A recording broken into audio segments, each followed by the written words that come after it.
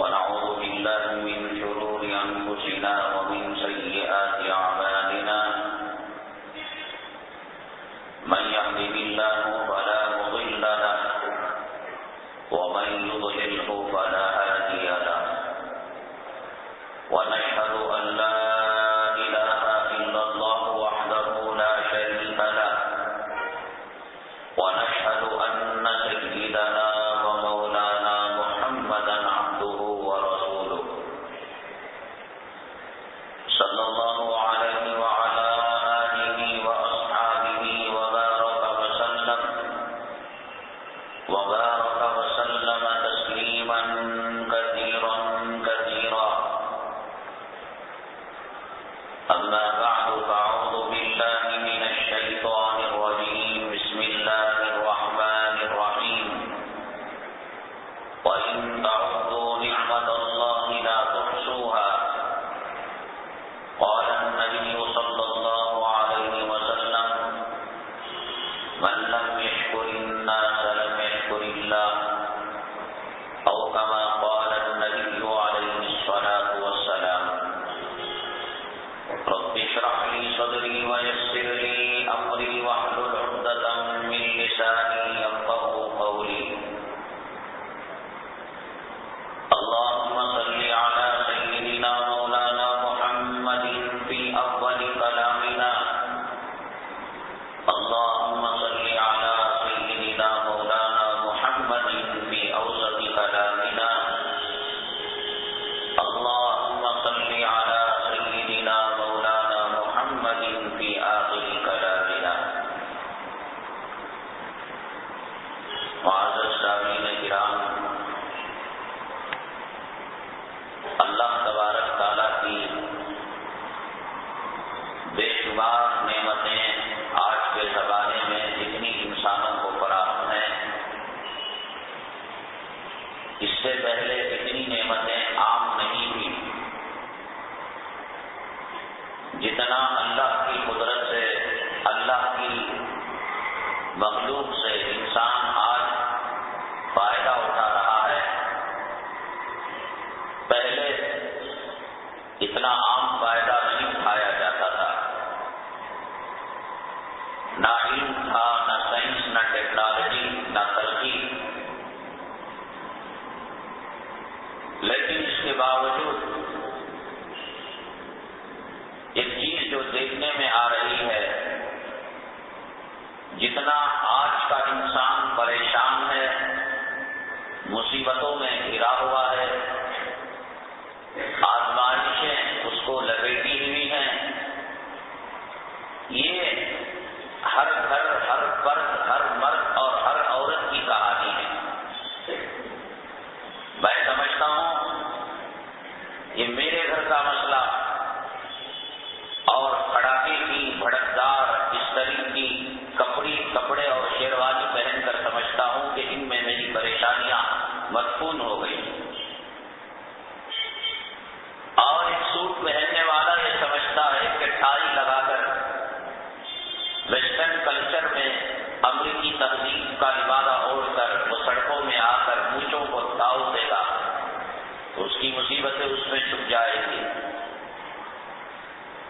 ہے مصیبتیں ہر طرف اور ہے پریشانیاں ہر طرف۔ ان پریشانیوں اور مصیبتوں کو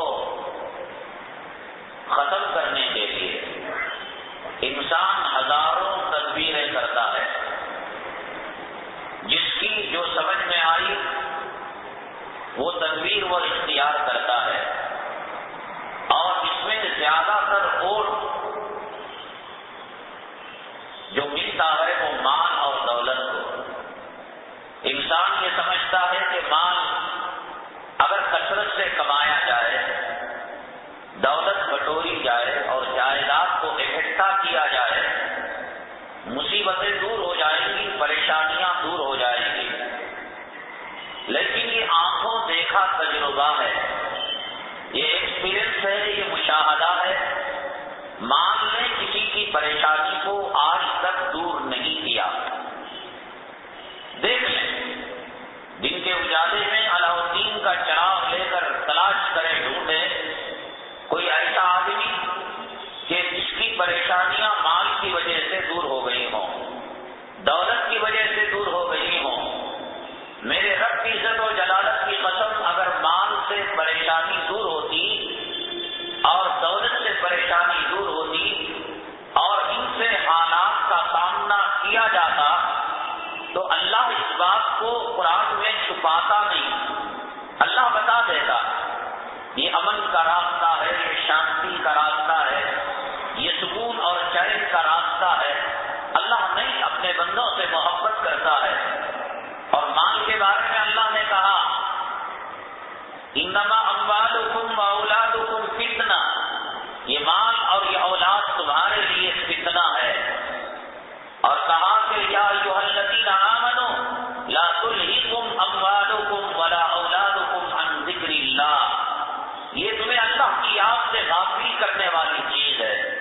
یہ مال یہ اولاد تمہیں اللہ سے ناطہ توڑنے والی چیز ہے اور نبی سے رشتہ توڑنے والی چیز ہے۔ کہیں ایسا نہ ہو اس مال اور اس اولاد کے جھمیلے میں اللہ کے ذکر سے تم غافل نہ ہو جانا۔ سورہ منافقون کے دوسرے رکوع کی آیت ہے۔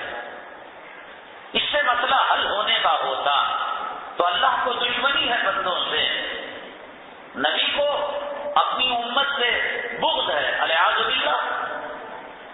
اللہ کو جتنی محبت اپنی مخلوق سے ہے، کوئی ماں اپنے بچے سے اتنی مامتا نہیں کرتی۔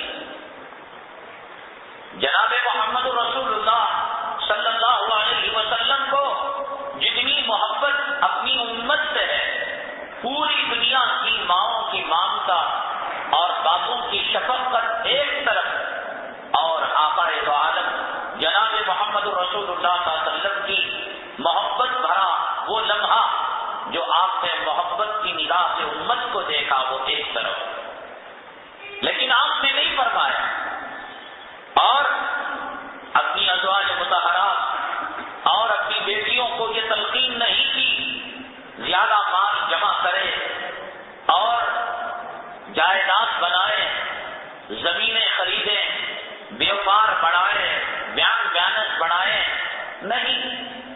حضرت فاطمہ الزہرا رضی اللہ تعالیٰ عنہ شکوہ لے کر گئی، ابا جان میرے ہاتھوں میں گھٹے پڑ جاتے ہیں اور میرے گھر میں کئی دنوں کے باقے لگ جاتے ہیں، بڑی تھکن ہو جاتی ہے۔ وہ محسن کائنات جو وادیاں بھر بھر کر غیروں کو دیا کرتے تھے، وہ جن کے در سے کوئی خالی نہیں جاتا تھا، وہ اپنی بیٹی کو نہیں دے سکتے تھے۔ آقا نے فرمایا میری بیٹی تو جنتی عورتوں کی سردار ہے، جا سونے سے پہلے 33 مرتبہ سبحان اللہ پڑھ لے، 33 مرتبہ الحمدللہ پڑھ لے اور 34-30 پر 4 مرتبہ اللہ اکبر پڑھ لے۔ یہ خزانہ دیا آقا نے تو ساری دنیا کے لوگوں کو وادیاں بھر بھر کر، مٹھی بھر بھر کر نہ ہوتا قرض لے کر دیا کرتے تھے، لیکن بیٹی کے آنکھ کے آنسو کو آپ کیا نہیں پہنچ سکتے تھے؟ کیا بیٹی کے گھر کے چولہے کو نہیں جلا سکتے تھے؟ کیا اپنے نواسے جن کو اپنی اولاد سے زیادہ محبت کیا کرتے تھے، حضرت حسن اور حضرت حسین رضی اللہ تعالیٰ عنہما، یہ جنتی جوانوں کے سردار ہیں، ان کے لیے 2 وقت کی روٹی کا انتظام کیا آقا نہیں کر سکتے تھے؟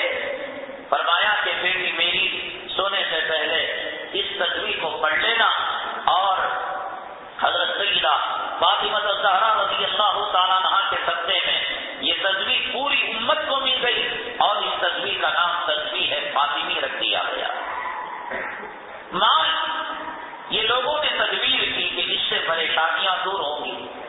کسی نے کہا نوکری کر لو، کسی نے کہا بزنس بڑھا لو، اور کسی نے کہا جائیداد بڑھا لو، کسی نے کہا سونا اور چاندی کا ذخیرہ کر لو، اور کسی نے کہا حکومت میں سلطنت میں بڑے عہدوں پر فائز ہو جائیں گے، ان سے ہمارے مسائل کا حل نکل جائے گا۔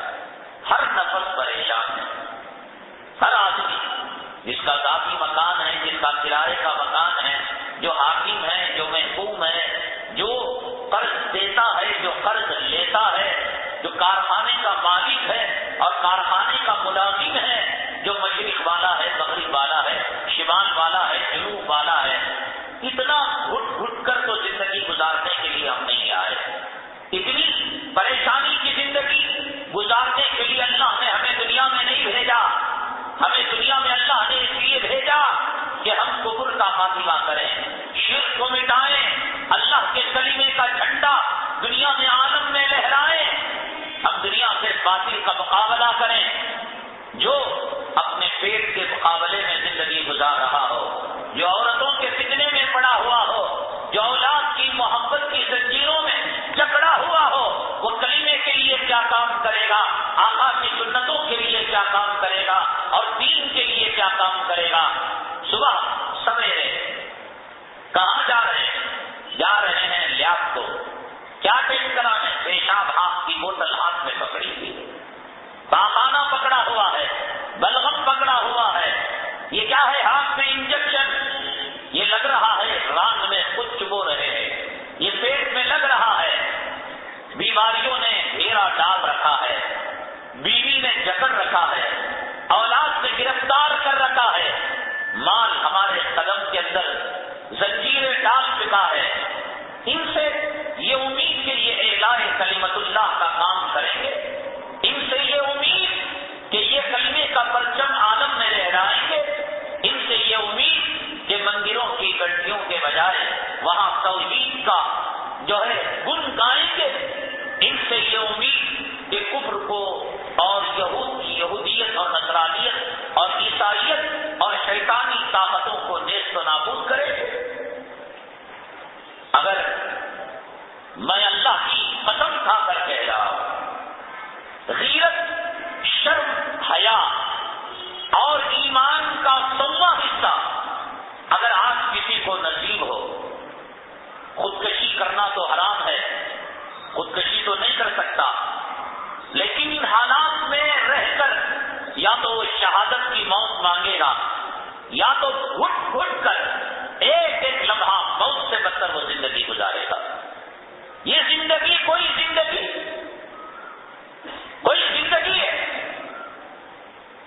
کفر اپنی بولی بول رہا ہے.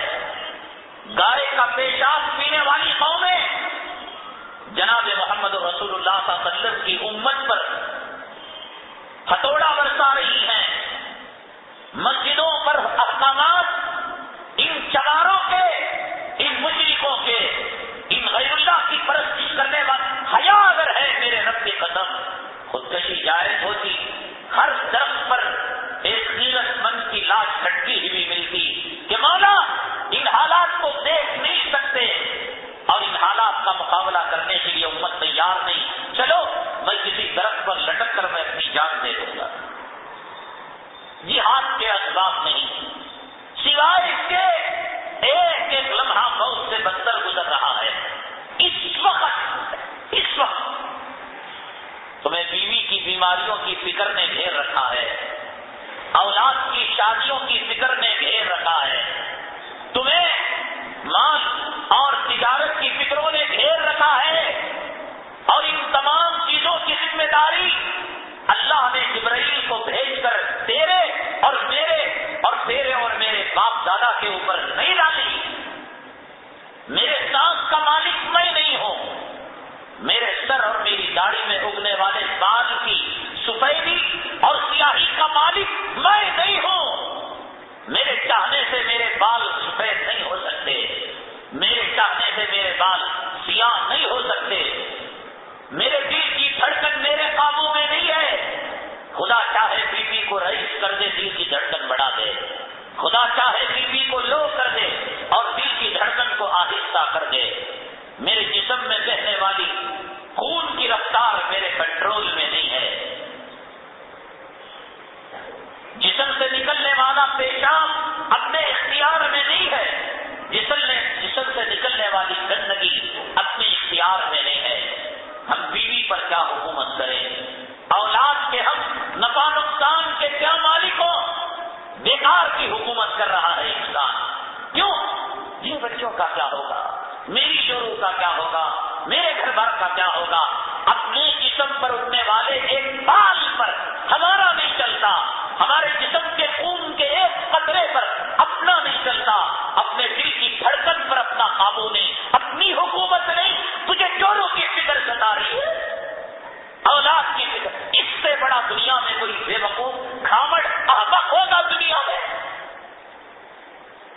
اذا نودی للصلاۃ من یوم الجمعہ فسعوا، دوڑ کر آؤ جمعہ کے دن.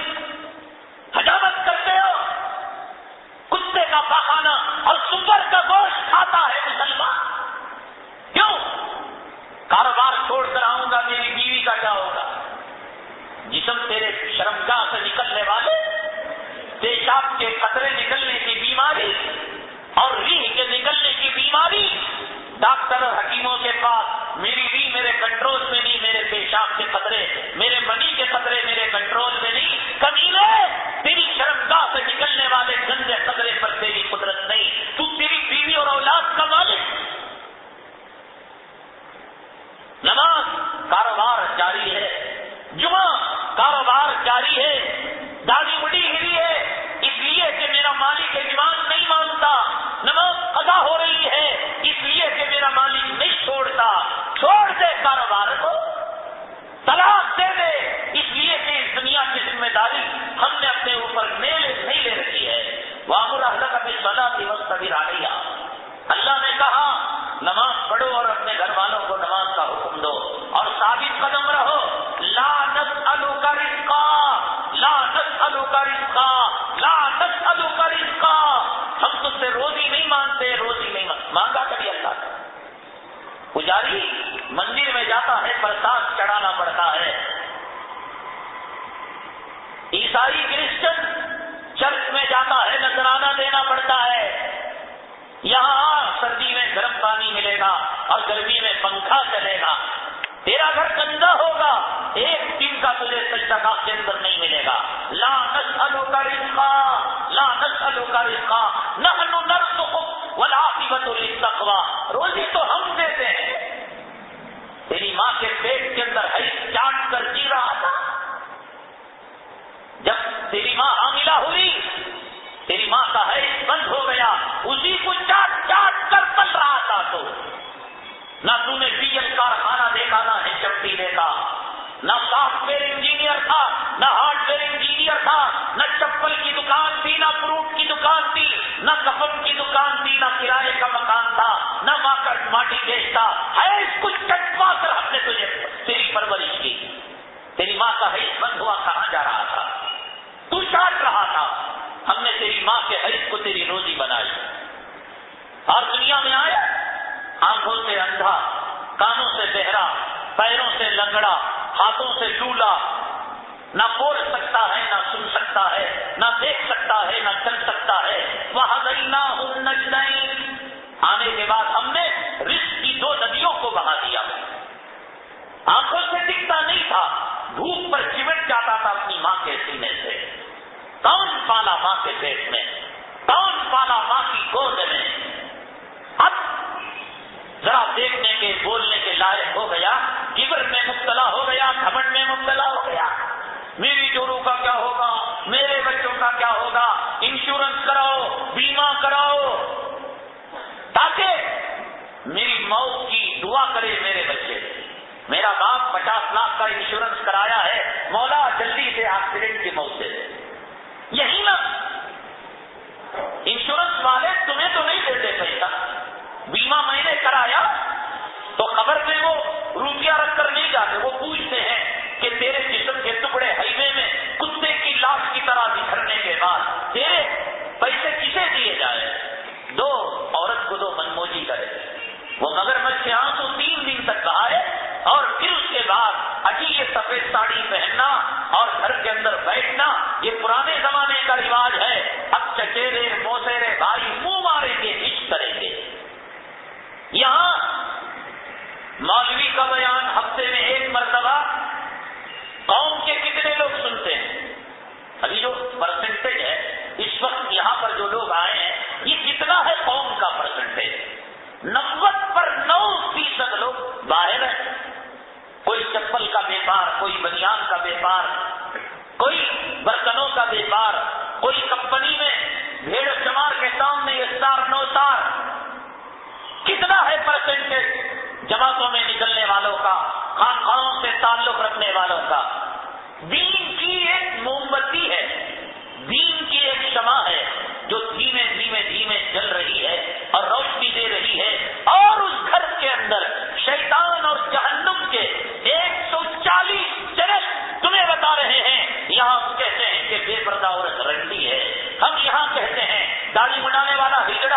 ہم یہاں کہتے ہیں گانا بجانے والا اللہ کے عذاب کا شکار ہوتا ہے. ہم یہاں کہتے ہیں کہ دولت اور مال کی کوئی حیثیت نہیں. وہاں وہ شیطانی 140 چینل غریب کے گھر میں آ رہے ہیں. جہنم کا کیبل کنیکشن لے رکھا ہے. اب وہ کہتے ہیں کہ کتا اور کتیا کی طرح آپس میں چومو اور چمٹو، ملاقات کرو. گانے الٹے سیدھے، بڑوں کے چھوٹوں کے، مردوں کے عورتوں کے، ہجڑوں کے، رونے کے گانے، ہنسنے کون سی صنف ایسی نہیں. گانوں کے کمپٹیشن، بیوہ عورتوں کی کمپٹیشن، بچوں کے کمپٹیشن، گانے کو الٹا کرنے کے، تمل زبان سے ہندی میں کرنے کے، ہندی زبان سے جتنی قسمیں ہو سکتی ہیں. اور پھر اس میں ایوارڈ، ان کی عزتیں، ان کی ماؤں کا رونا، ان کے باپوں کا بلکنا اور ایک دوسرے گلے ملنا، یعنی سب کچھ یہی ہے دنیا کی کامیابی. 140 شیطان جس گھر میں ہو، ایک شیطان کافی ہے ہمیں جنت سے جہنم میں لے جانے کے لیے، راہ راست سے ہٹانے کے لیے. 1000 مرتبہ کہا گیا اس حرام زادے شیطان کی لعنت کو ختم کرو، اس کا جنازہ نکالو. نہیں، اس میں جغرافیہ آتا ہے، اس میں سائنس آتا ہے، اس میں ڈسکوری آتا ہے. اس وقت دنیا میں جو حالت ہے، میں اللہ کی قسم جمعہ کا دن منبر رسول پر بیٹھ کر قسم کھا رہا ہوں، یا تو میں شہادت کی موت مانگ رہا ہوں، یا تو میں کہہ رہا ہوں کہ اللہ کوئی راہ نکال دے خودکشی کی. یہ زندگی کوئی زندگی. اس وقت ہندوستان کی حالت کیا ہے؟ ایوت محل، مجھے معلوم نہیں کہ کون سی ریاست میں ہے، شاید مدھیہ پردیش میں ہے، راجستھان میں کا. قرآن شریف کی بے حرمتی کی گئی، مسلمانوں کو دن کے اجالے میں گولیوں سے بھون دیا گیا. ہم آواز ہی نہیں کر سکتے. میرے رب کے قرآن کی توہین، میرے رب کے قرآن کے ساتھ بے عزتی اور آگ کرنے کے لیے آؤ، راستے کے اندر گولیوں کا نشانہ بنو، گھوم دیا جائے گا. ہریانہ کے ہائی کورٹ نے یہ پہلی بات ایوت محل والی، اور دوسری بات ہریانہ کے ہائی کورٹ نے 2 ایئر فورس کے آفیسروں کے حق میں جنہوں نے ریکرتی داخل کی تھی کہ ہمارے جو بڑے افسران ہیں، سینئر افسران ہیں، ہمیں داڑھی منانے کے لیے کہتے ہیں، جبکہ ہریانہ اور پنجاب کے اندر ہزاروں لاکھوں air force, police, B S F اور ملٹری کے جو اسٹاف ہیں وہ داڑھی رکھ کر ڈیوٹی کرتے ہیں. اگر وہ داڑھی رکھ کر ڈیوٹی کر سکتے ہیں تو پھر ہمیں داڑھی رکھنے کے لیے ممانعت کیوں ہے؟ کیا کوئی ایسا لا ہے؟ کیا ہندوستان کا کوئی ایسا قانون ہے کہ مسلمان داڑھی رکھ کر ایئر فورس میں نہیں آ سکتا، ملٹری میں نہیں آ سکتا؟ اگر نہیں آ سکتا تو پھر یہ ہریانہ اور پنجاب کے جو پنجابی ہیں بغیر داڑھی کے ایک کوئی ملازم بتا دے. ہائی کورٹ نے کہا، ہائی کورٹ اب تشریح کر رہا ہے اسلامی قانون کی. کہا کہ مسلمان کی مرضی پر جاتا ہے، اسلام جبر نہیں کرتا. بھیڑ اور جماعت میرے آقا اور 1,24,000 پیغمبروں کی سنتوں کی تشریح کریں گے. یہ زندگی جینے کی زندگی ہے. ہم بھیڑوں کے کہنے پر داڑیاں رکھیں، ہم چماروں کے کہنے پر داڑیاں اڑائے. میں کہتا ہوں کہ اللہ اگر جبرائیل کو بھیج کر کوئی حکم نازل کر سکتا تھا، کتنے غیرت مند علماء درختوں پر لٹ کر خودکشی کر لیں گے. یا یہ کہ اگر جام شہادت کے مواقع ہو تو جام شہادت کو نوش کر لیں گے. کلکتہ کے اندر فرقہ وارانہ فساد، مسجد کی بے حرمتی، کلام پاک کی بے حرمتی، اسی ہفتے کا تیسرا واقعہ. پھر مسلمانوں کی انداز گرفتاریاں، مسلمانوں پر فائرنگ، مسلمانوں پر دہشت گردی اور ہتھیارات کے رکھنے کے الزام کے اندر سینکڑوں نوجوان محلے چھوڑ کر، شہر چھوڑ کر بھاگ رہے ہیں. تیسرا واقعہ. چوتھا واقعہ ہندوستان کا قدیم ادارہ، ہندوستان کا انگریزوں کے زمانے کا دینی ادارہ مدرسہ عالیہ کلکتہ کا، جس میں حضرت شیخ الاسلام مولانا حسین احمد مدنی رحمت اللہ علیہ نے وہاں کے تاریخ کو، جو شاہی مراد آباد کے محتمین تھے حضرت مولانا رشید الدین صاحب، اس مدرسے کے اندر پڑھے اور پڑھائے ہوئے ہیں. وہ مدرسہ ہے لیکن اس کو آج کی حکومت نے کہا، کمیونسٹ حکومت نے، کہ اب اس کو مدرسے کی فہرست سے نکال کر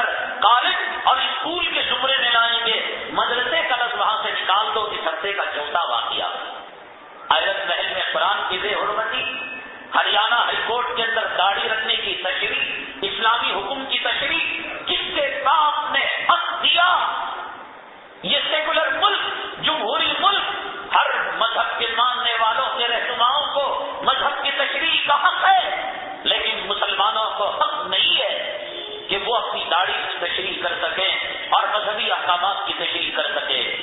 اور حافظ ساجد الدین اور کئی مفتیان کرام جن کو لکھنؤ کی جیل کے اندر مقید کیا گیا ہے، ابھی کورٹ نے ان پر دہشت گردی کا لیبل نہیں لگایا، لیکن وہاں کے جیلر نے جب ان کے جو ہے ان کی کیبن کا اور ان کے سیل کا معائنہ کیا تو دیکھا کہ اللہ کا قرآن رکھا ہوا ہے اور وہاں پر دینی کتابیں رکھی ہوئی ہیں.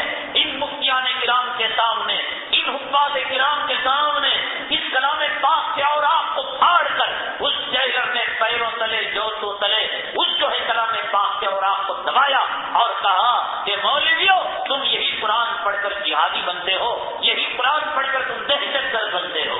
دیکھ رہے ہیں حالات ملک کے، دیکھ رہے ہیں آپ حالات اس جو ہے ہندوستان کے، جس کے لیے ہمارے اکابرین نے لہو دیا، قربانیاں دی. میرے رب کی عزت و جلالت کی قسم، یہ کافر و مشرک قوم، یہ پیشاب پینے والی قوم اور یہ شوہروں کے مر جانے کے بعد عورتیں ستی ہو جانے والی قوم، یہ پتوں میں کھانے والے اور یہ کھڑے ہو کر پیشاب کرنے والے، ان کو کیا پتا تھا کہ آزادی کیا تھی؟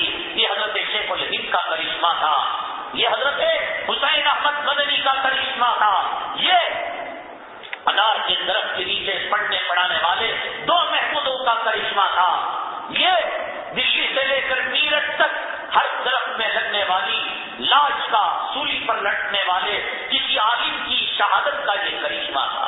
آج یہ سلا دیا جا رہا ہے، آج یہ بدلا دیا جا رہا ہے. بابری مسجد کا مقدمہ الہ آباد بینچ کے اندر ابھی زیر التوا ہے، یعنی ابھی کسی نتیجے پر نہیں پہنچا. تقریباً اس مقدمے پر 22 کروڑ روپے خرچ ہو چکے ہیں. کون سی مصیبت ہے یہ؟ کون سا دنیا ہے یہ کون سا مشکل مسئلہ ہے؟ لیکن مقدمہ زیر التوا ہے، مقدمہ ابھی نتیجے پر نہیں پہنچا. لیکن مسلمان کے کسی باپ کی مجال نہیں کہ آج وہ بابری مسجد کے اندر جا کر ایک سجدہ کر سکے. لیکن دن رات 24 گھنٹے رات کے اوقات کے علاوہ کبھی بھی ہندو وہاں پر جا کر ممبر و محراب کے اندر رام للہ کی جو مورتی رکھی ہوئی ہے اس کا وہ درشن کر سکتا ہے، وہ پوجا. یہ کون سا انصاف ہے؟ یہ مسجد چھینی گئی ہماری، در و دیوار کو شہید کیا گیا اور پورے عالم کے مسلمانوں کے جذبات کو مجروح کیا گیا. سیکولرزم اور جمہوریت کا جنازہ نکالا گیا اور راستے میں واویلا مچانے والے احتجاج کرنے والوں کے سینوں کو گولیوں سے چھلنی کر دیا گیا. اور آج عالم یہ ہے کہ وہاں ہندو جا کر درشن کر سکتا ہے، مسلمان کو سجدہ کرنے کی اذان دینے کی اجازت نہیں ہے، اس احاطے میں قدم نہیں رکھ سکتا. بابری مسجد کے 40 جو ہے فٹ آگے پیچھے مسلمان قدم نہیں رکھ سکتا. خدا نہ کرے اگر کوئی مسلمان اس راستے میں لائن میں لگ جاتا ہے، درشن کہاں کرنے کے بہانے اگر چلا جاتا ہے، پکڑا جاتا ہے، تو پھر وہ اپنی ماں اور باپ اور بیوی بچوں کو دیکھ نہیں سکتا، ہمیشہ کے لیے اس کو ختم کر دیا جاتا ہے. یعنی اگر شک ہو گیا، ایک مسلمان داڑھی مڈا کر انچٹ کر کر وہ بابری مسجد کے اندرونی حصے کو دیکھنا چاہتا تھا، لیکن جب شک ہوا اور دیکھا گیا کہ ختنہ کی گئی ہے اور مارا پیٹا گیا اور معلوم کیا گیا کہ صاحب یہ مسلمان ہے، تو پھر وہ اپنی زندگی کو بھلا دے. کون سا انصاف ہے یہ؟ کون سا قانون ہے؟ کون سی سیکولرزم ہے؟ کون سی جمہوریت ہے؟ جو چاہتے ہیں کرتے ہیں، پولیس جو چاہتی ہے کرتی ہے، حکومت جو چاہتی ہے کرتی ہے. مسلمان سکتا جا رہا ہے. ان حالات کے اندر مسلمان مال دولت بیوی بچے تجارت کاروبار ان کا غلام بنا. ہر ایک روزہ کیسے کیا کریں صاحب؟ مقدمہ کیا مقدمہ قرآن کے لیے، مسجد کے لیے. اور یہ تو 5 واقعہ. 6واں واقعہ مراٹھی حکومت نے اور خاص طور سے بال ٹھاکرے اور اس کے برادران بال ٹھاکرے اینڈ سنس نے بچوں کے لیے کتاب بنائی ہے. اس کتاب کے اندر انہوں نے کعبے کو، مدینہ منورہ کو ایک برف کے اندر رکھا ہے اور اوپر جوتے اور چپل کے نقشے انہوں نے ڈال رکھے ہیں. پہلے یہ سمجھ کر کہ شاید کتاب شائع کرنے والے نے ترتیب کے اندر غلطی دے دی ہوگی، ویژن بک اسٹال والوں کو وہاں کے علماء کرام نے تنبیہ کی، یہ اللہ کے کعبے کی توہین ہے، یہ جناب محمد رسول اللہ صلی اللہ علیہ وسلم کے روزے کی توہین ہے۔ انہوں نے کہا کہ ہمیں اسی طریقے سے حکم دیا گیا ہے۔ مکہ المکرمہ، مدینہ المنورہ، نبی کے گنبد خضرا، مسجد نبوی اور اللہ کا حرم اور اوپر جوتے اور چپل کو رکھا گیا ہے۔ یہ تصویر ڈالی گئی ہے۔ ایک ہفتے کے یہ 7 واقعات ہیں اس ہندوستان کے، اور آپ جانتے ہیں کہ ہماری جو مسجد کا منصوبہ ہے اس کے ساتھ کیا ہو رہا ہے۔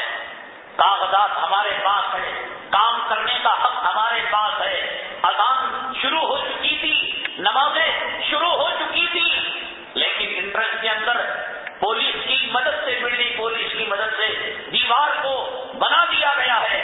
سامنے 2 پولیس والے، ایک چھوٹا سا سوراخ، پیچھے 4 واچ میں، کوئی مسلمان اندر داخل نہیں ہو سکتا۔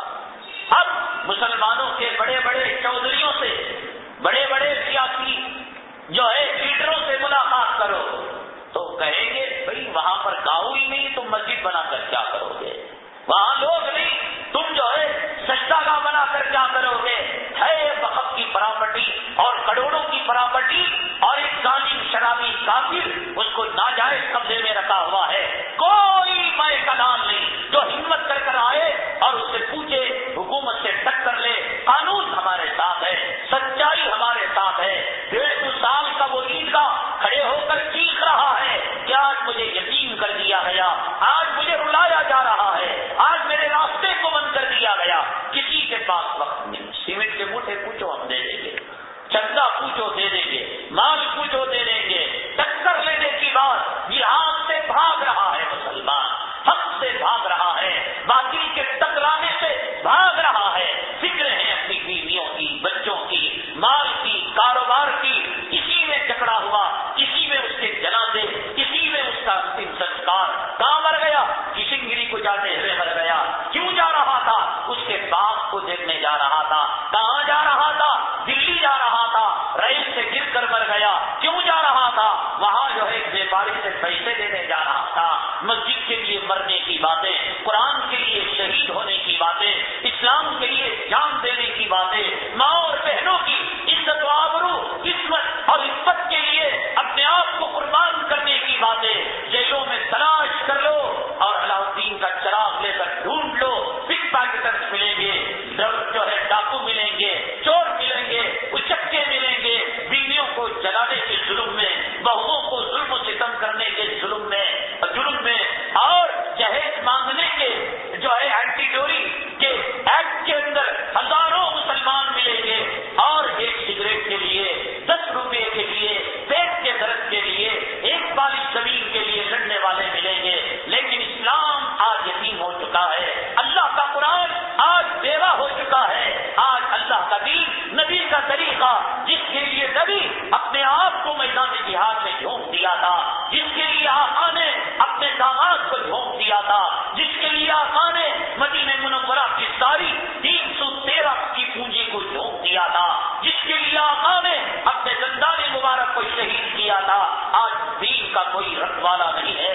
اس دین پر حکومت بھیڑوں کی چل رہی ہے، چماروں کی چل رہی ہے۔ وہ نصاب بناتے ہیں مکہ مدینے کا، چپل اور جوتے رکھ کر بناتے ہیں، وہ داڑھی کا حکم دیتے ہیں، کہتے ہیں کہ داڑھی رکھنا فرض سنت واجب نہیں، جیسے مسلمانوں کو کپڑا پہننے کا اختیار ہے، داڑھی رکھنے کا اختیار ہے۔ مسلمانوں کے سامنے جیل خانوں کے اندر علماء حفاظ کے سامنے اللہ کے قرآن کے اوراق کو پھاڑ کر زمین کے نیچے رکھ کر پیروں تلے روک دیا جاتا ہے، اللہ کے قرآن کو سامنے رکھ کر گولی اس کے اندر داغ دی جاتی ہے۔ کوئی مسلمان نہیں آتا، سور کی منڈی رکھ لو، سور کو کاٹ کر گوشت کو ممبر و محراب پہ رکھ لو۔ کتنے مسلمانوں نے سدائے احتجاج بلند کیا، کتنے مسلمان جو آج اردو اخبارات کے اندر، میگزین کے اندر لکھتے ہیں ہمارا گاؤں جو ہے برسات کے پانی سے ڈوب رہا ہے، بجلی کی قلت ہے، پانی پینے کی قلت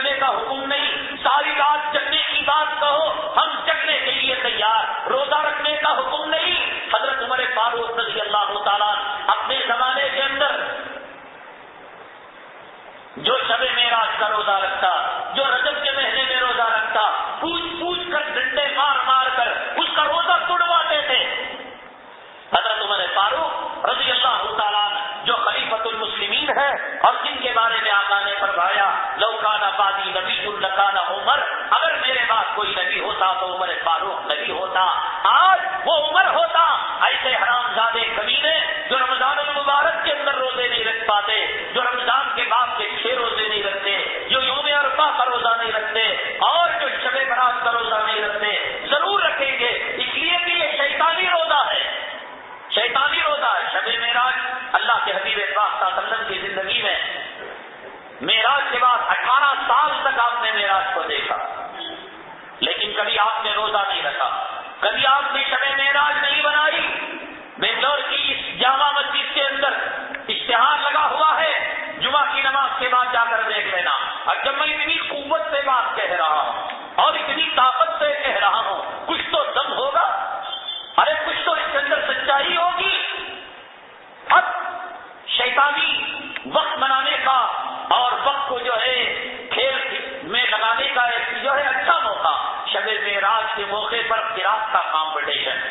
اب لوگ کہیں گے بھائی قرات بھی تو ہو رہی ہے، کوئی انتاکشری کا مقابلہ تو نہیں، کوئی گانے کا مقابلہ تو نہیں، کوئی جو ہے رننگ ریس تو نہیں۔ عبادت اسی وقت عبادت ہے کہ عبادت اتباع کے نام پر کی جائے، نبی کے نقش قدم پر چل کر کی جائے، صحابہ کرام کے طریقے پر کی جائے۔ عبادت تیرے اور میرے کہنے اور کرنے کا نام نہیں ہے۔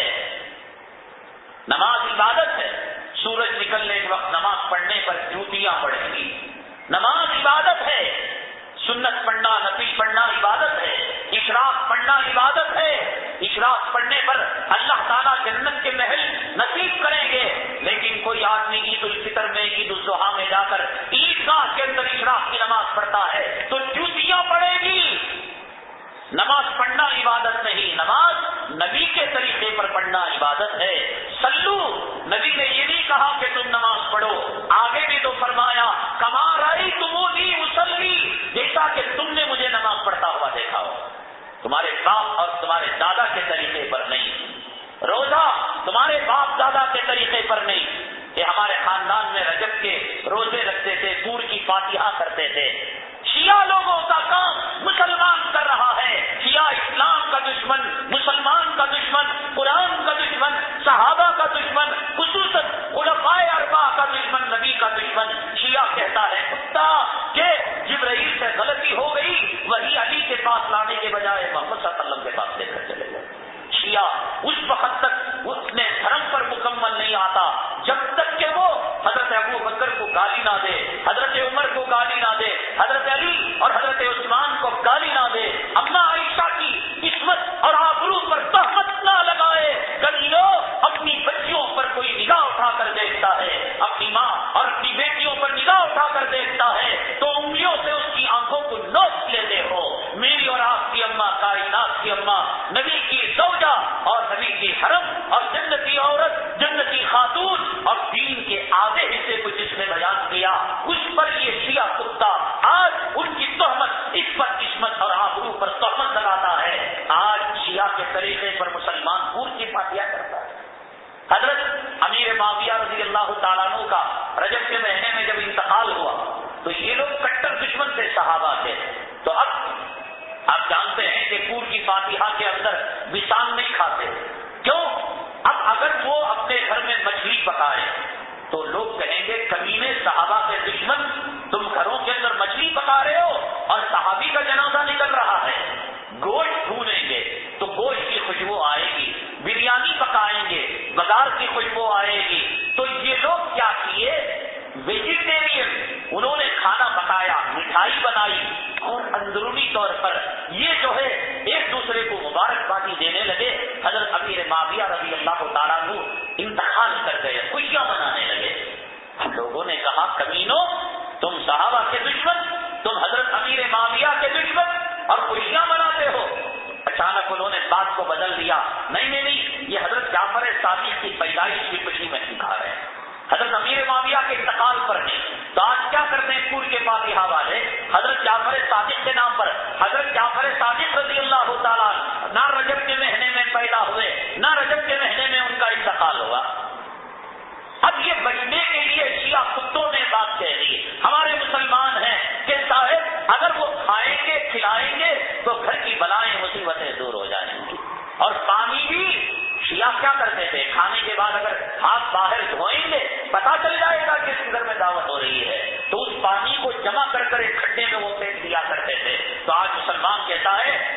کی فاتحہ کا کھانا اتنا متورک ہے کہ کھانے سے پہلے بھی گوشت نہیں، کھانے کے بعد بھی گوشت نہیں ہے، اور وہ ہاتھ اگر دھوئیں تو اس دھلے ہوئے پانی کو بھی بھوری میں نہیں ڈال سکتے۔ یہ کیا جو کام کیا، آج مسلمان وہ کام کر رہا ہے، جس کو حدیث پاک کے اندر شب معراج کی رات متعین ہی نہیں ہے۔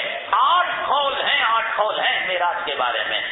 اب شہر کی جامع مسجد کے جو ہے امام صاحب کے پاس جبرائیل آئے تھے، اللہ کا قرآن آیا تھا کہ بھئی 27 کی رات شب معراج ہے، تم جو ہے قرات کا کام لکھ لو اور جا کر کسی ملا کو بلا کر لے آؤ، اس مجمع کے اندر شرکت کرنا، اسے چندہ دینا، اس کے اشتہار میں مدد کرنا میرے رب کی قسم گناہ کا کام ہے۔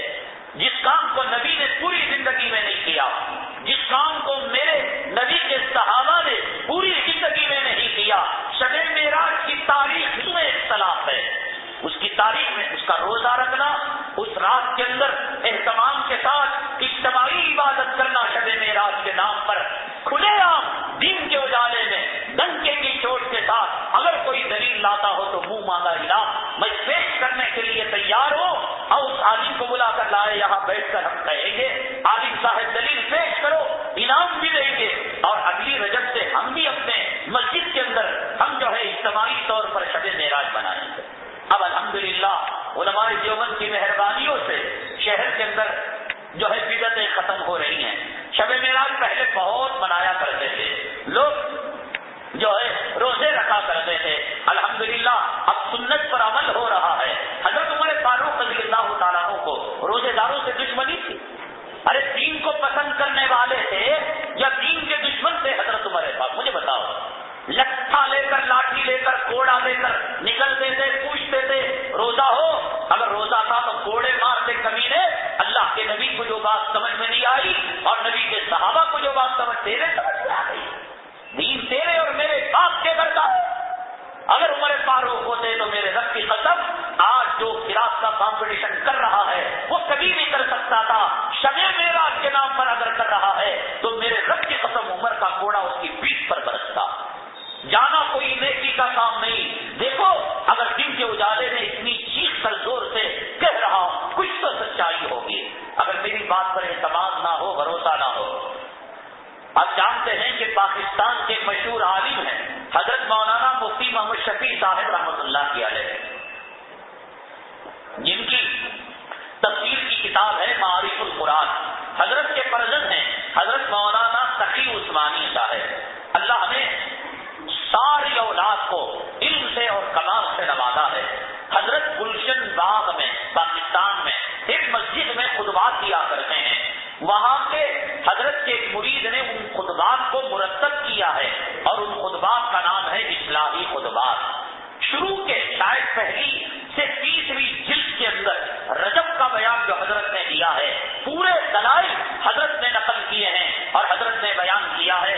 شب معراج منانا، اجتماعی عبادت کرنا اور روزہ رکھنا، یہ تینوں کام بدعت کے ہیں، جس کو نہ اللہ کے نبی نے کیا ہے، نہ نبی کے صحابہ نے کیا، نہ ائمہ اربعہ نے کیا ہے، نہ محدثین نے۔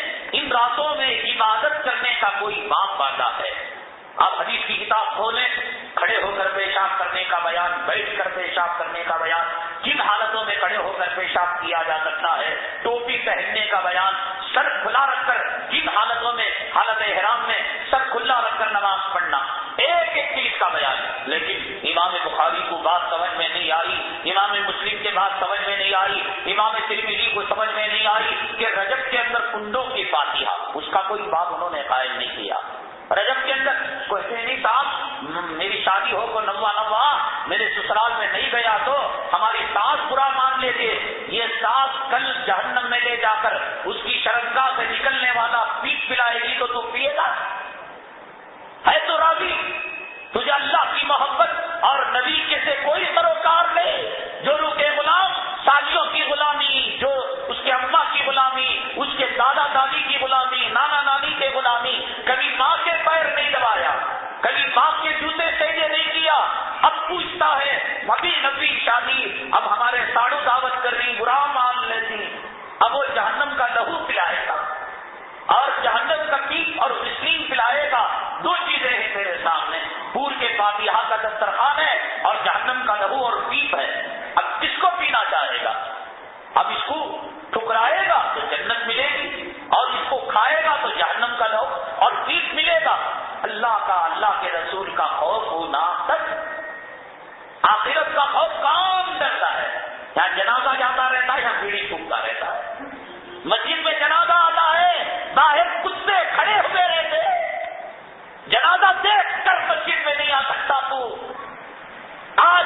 دیکھ کر مسجد میں نہیں آئے گا، لکھ کر رکھ لے کہ خدا تیری موت کے بعد مسجد کا جنازہ نصیب نہیں کرے گا.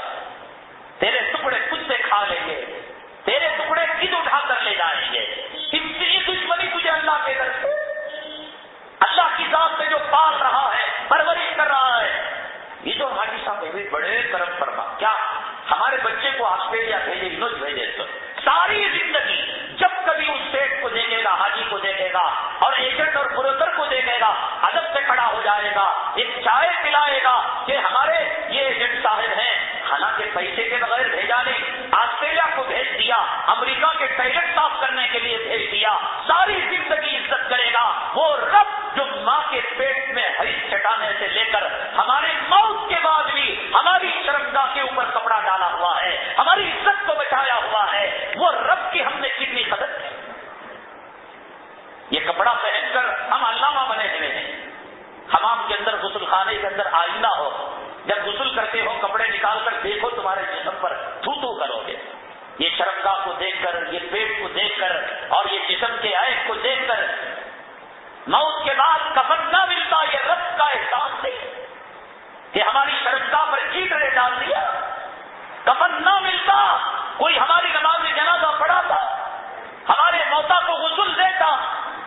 ایک ایک سانس کا وہ مالک ہے، ایک ایک لقمہ کھلا رہا ہے، عزت دے رہا ہے، عزت کی بیوی، عزت کی اولاد، عزت کی روزی. مر رہے ہو جہنم کی طرح، حلمی مزید یہ چکر لے لوں، 20 چکر لے لوں، تیسری منزل بن لوں، پاس کا گھر لے لوں. کیا کرو گے، کیا کرو گے؟ ارے جس نے لیا وہ کیا کر رہا ہے؟ جس کے 100 ایکڑ زمینوں کا مالک کتنی روٹیاں کھا رہا ہے؟ جس کے 3 اپارٹمنٹ ہے وہ کتنے وقت کا کھانا کھا رہا ہے؟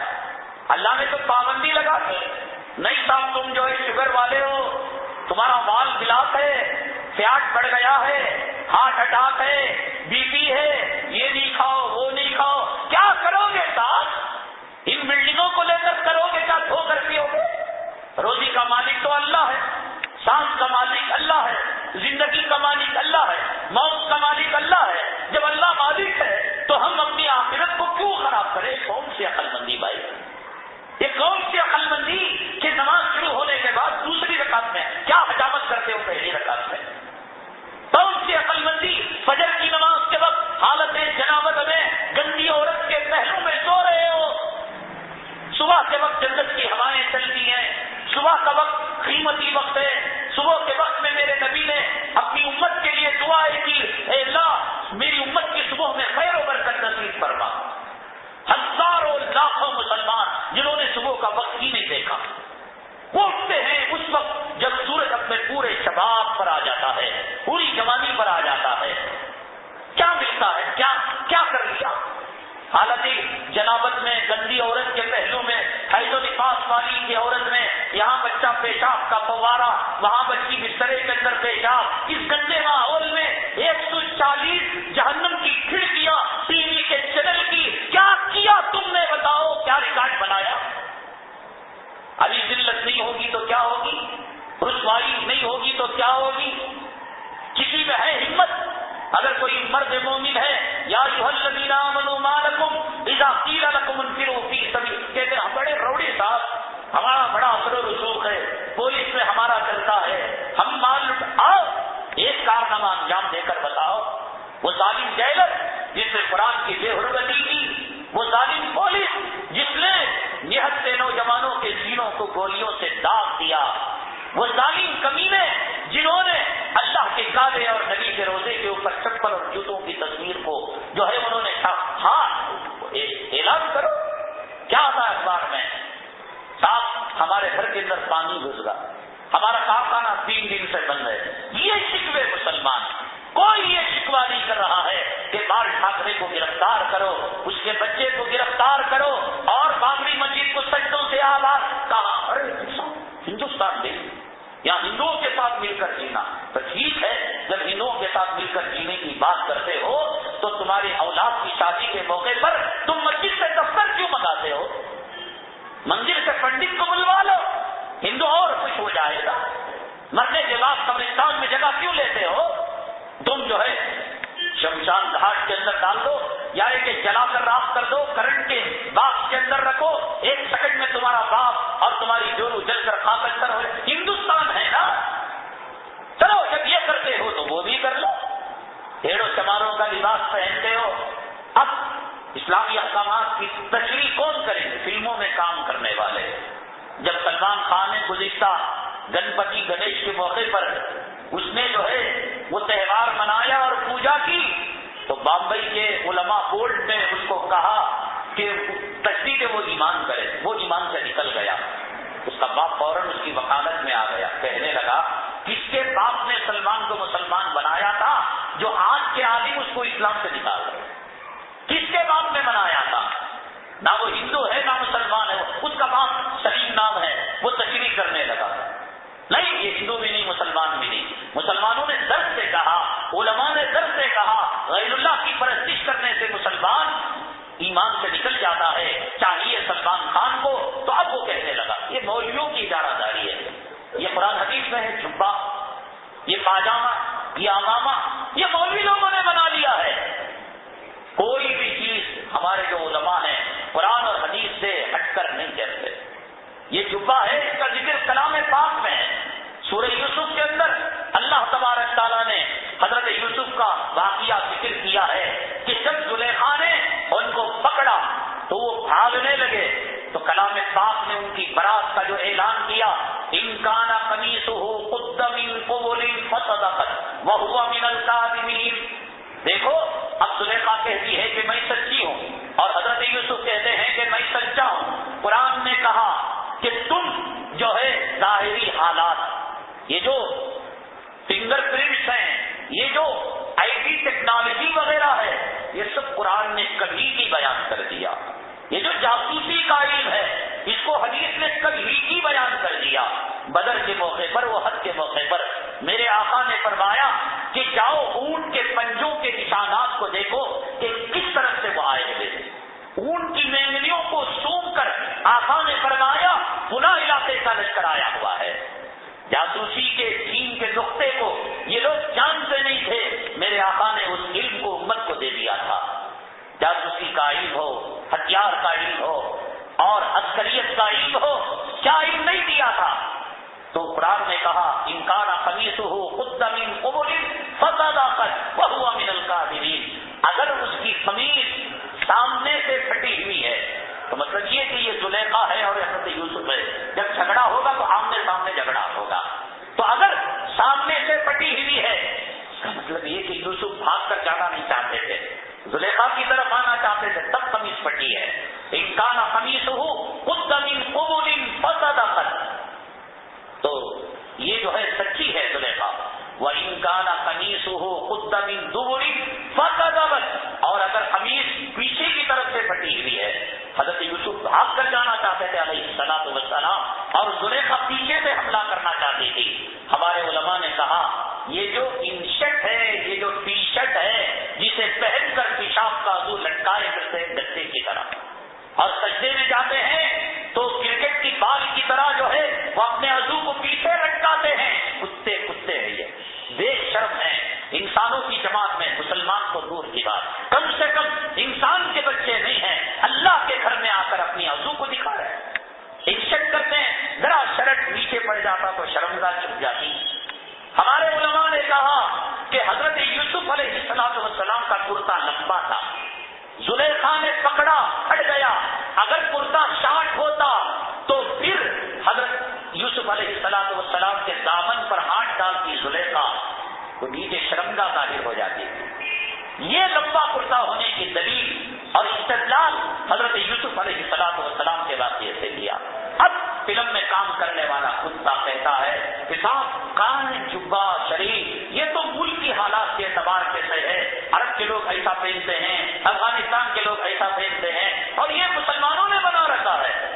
کوٹ تشریح کر رہا ہے سلمان خان کا پاک حدیثوں کی کتاب اللباس کی تشریح اور قرآن شریف کے سورے آراف کی آیت یا بنی آدم خذوا زینتکم عند کل مسجد, اے بنو آدم ہم نے جو ہے تمہیں زینت دی ہے, اور ولباس التقوی ذالک خیر, ہم نے تمہیں لباس تقوی کون تشریح کر رہا ہے. فلم میں کام کرنے والا کتا اس کا باپ کر رہا ہے اور وہ فلمی کہانیاں لکھنے والا, اور امت مسلمہ کے ضمیر کو جگا رہا ہے مولویوں کے قریب نہ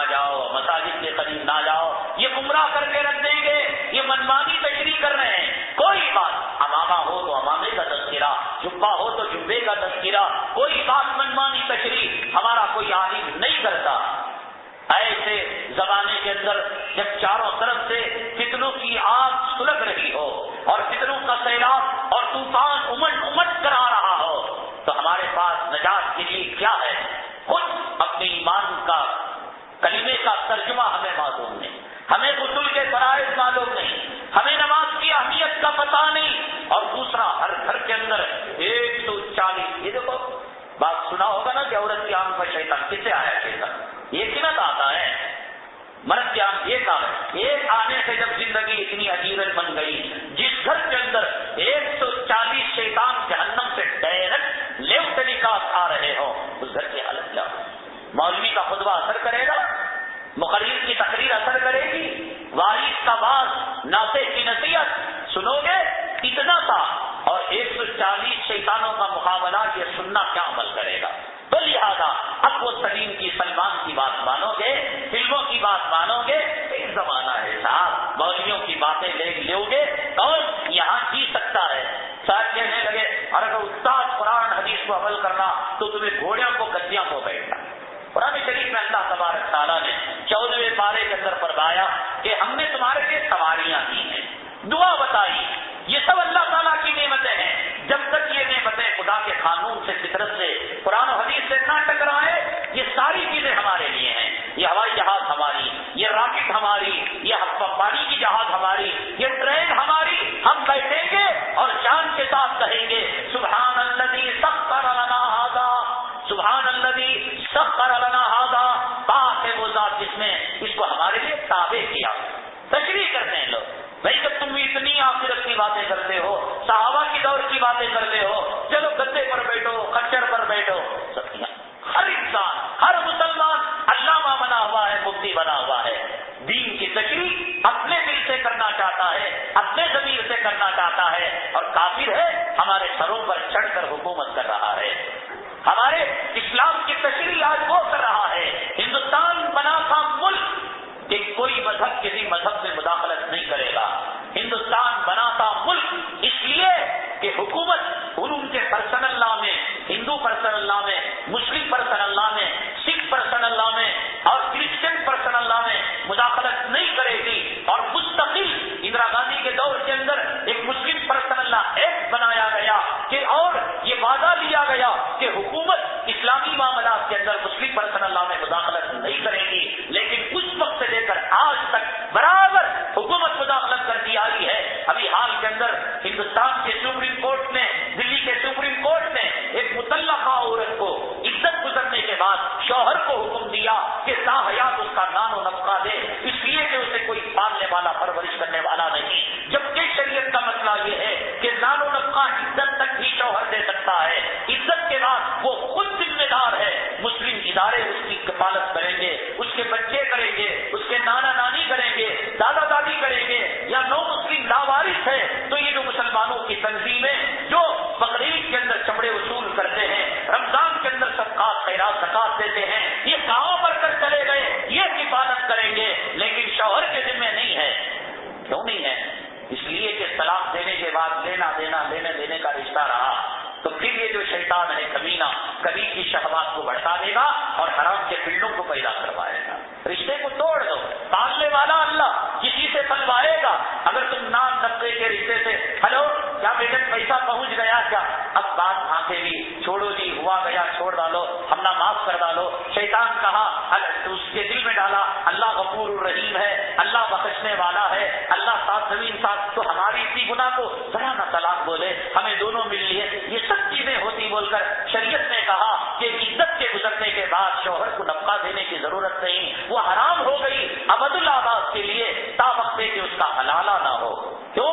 اس لیے کہ اللہ نے بیوی کو دی، حرام چیز کو حلال بنا کر دیا، جس کی آنکھ کو دیکھنا، جس کے چہرے کو دیکھنا، جس کی پرچھائی کو دیکھنا اور جس کے جسم سے نکلے ہوئے ناخن کے ٹکڑے کو دیکھنا میرے لیے حرام تھا، ایک بول سے اللہ نے اپنی قدرت کی اس دیوی کو میرے لیے حلال کر دیا۔ کیا میں نے بھی بیوی کے لیے آپ نے خرچ کیا؟ اس کو حلال کر دیا، سر کے بالوں سے لے کر پیر کے تلوے تک۔ اب اگر کوئی طلاق دے گا اب ان ان ابغض الحلال عند اللہ الطلاق، اللہ کے یہاں حلال چیزوں میں سب سے زیادہ جو ناپسندیدہ چیز ہے وہ طلاق ہے. اللہ ناراض ہوتے ہیں کہ ایک چیز کو ہم نے جو حرام تھی اس کی پرچھائی کو دیکھنا، اس کی شکل کو دیکھنا، اب اس سے پورا تم استفادہ کر سکتے ہو اندر سے باہر سے. نساؤکم حرث لکم فاتوا حرثکم انا شئتم، کہ یہ عورتیں تمہاری کھیتیاں ہیں، جیسے چاہے تم ہل جوتو. کلام پاک کے اندر اللہ نے آیت کو نازل کیا. اب اگر کوئی طلاق دیتا ہے تو اس کا مطلب یہ کہ اللہ کی نعمت کی ناقدری کرتا ہے. تو کہا کہ اس کو سوچ سمجھ کر استعمال کرنا، غلطی سے اس کو نکال دیا، خبردار اب جو ہے عزت تک، چونکہ عزت تک وہ آئندہ کوئی اپنا راستہ دیکھ لے گی، اس لیے تجھے دینا ہے، وہ بھی سامنے جا کر نہیں دینا اور ہاتھ میں نہیں دینا، تو پیچھے سے دینا 3 طلاق کے بعد، اور عزت کے بعد اس سے رابطہ ہی نہیں رکھنا، اس لیے کہ تو نے اللہ کی نعمت کی ناقدری کی ہے. اب سپریم کورٹ نے، ہندوستان کی عدالت عالیہ نے دن کے اجالے میں سینے پر ٹوک کر مسلمانوں کا یہ فیصلہ دیا کہ بھائی یہ جو شوہر طاہر ہے یا عورت لاچار ہے، دن کے اجالے میں ڈاکے ڈالتے آئے ہیں. ہم نے بڑے قریب سے پہچانا ہے ان پولیس والوں کو. تم نے پڑھا ہوگا تہلکہ.com کے اندر تہلکہ کی رپورٹ میں کہ پولیس نے کیا ظلم کیا، ستم کیا.